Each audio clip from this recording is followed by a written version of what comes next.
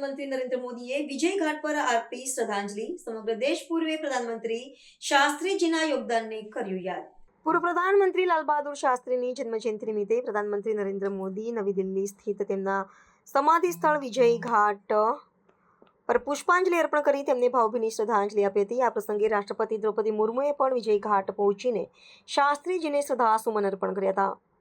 પ્રધાનમંત્રીએ સામાજિક માધ્યમ પર પણ પૂર્વ પ્રધાનમંત્રીને યાદ કરતા જણાવ્યું કે શાસ્ત્રીજીએ પોતાનું જીવન દેશના સૈનિકો, ખેડૂતો અને રાષ્ટ્રના આત્મસન્માન માટે સમર્પિત કરી દીધું હતું. લાલ બહાદુર શાસ્ત્રીની સાદગી, પ્રામાણિકતા અને દેશભક્તિના ઊંચા આદર્શો તથા તેમના દ્વારા અપાયેલો જય જવાન જય કિસાનનો નારો આજે પણ સમગ્ર દેશ માટે અત્યંત પ્રેરણાદાયક છે. સમગ્ર રાષ્ટ્ર આજે તેમની જયંતિ પર લાલ બહાદુર શાસ્ત્રીના અપ્રતિમ યોગદાનનું સ્મરણ કરી રહ્યું છે.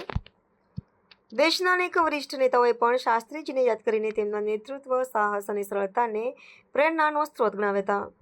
મહાત્મા ગાંધીની જન્મજયંતિની સાથે જ શાસ્ત્રીજીની જન્મજયંતિનો સંયોગ દેશવાસીઓએ ભારતના બે મહાન સપૂતોને એક સાથે યાદ કરવાનો અવસર પૂરો પાડે છે.